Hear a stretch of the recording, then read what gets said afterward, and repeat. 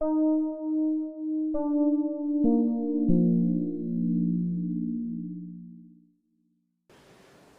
had problems here in North Carolina, not as significant as that, but I was one of the ones who went down to eastern North Carolina trying to get people to vote, along with John Lewis, a fellow named John Edwards, Ben Ruffin, and myself.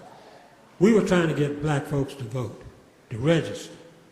And what they ran us out of the eastern part of the state because they were so intimidated, they were so terrorized, not by foreign forces, but by their own neighbors, that they said we were crazy trying to get them to vote.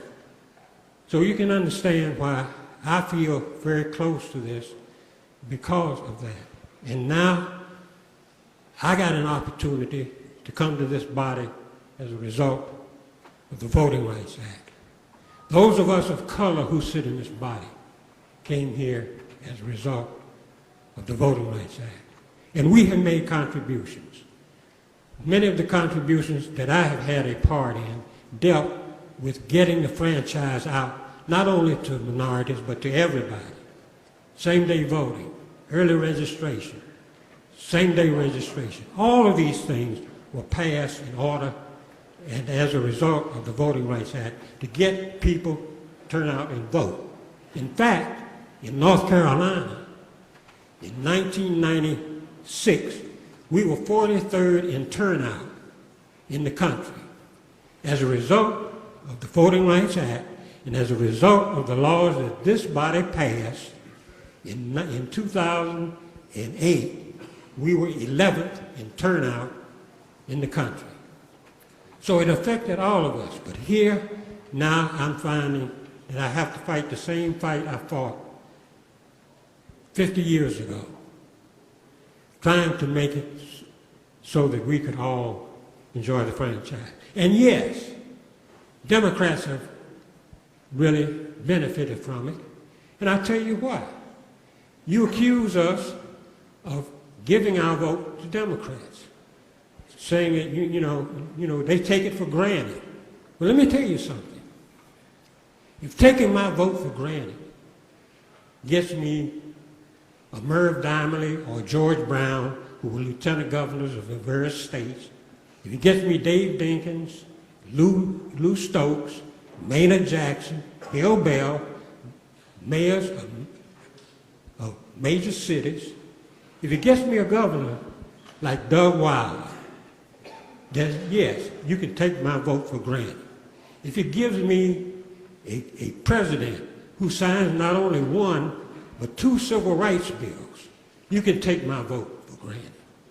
When I can go to a meeting and know that I'm not in an all-white meeting, but everybody is represented, you can take my vote for granted.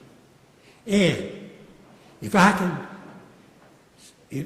taking my vote for granted means electing a governor or a president who is my color, but is not a black president, but is a president of the United States, elected not only once, but twice, and yet having to face the violence and all of those things that have been put against him, who has brought us out of a recession, who brought our troops home, who saved... Representative Michaux, the gentleman has exceeded the 3 minutes.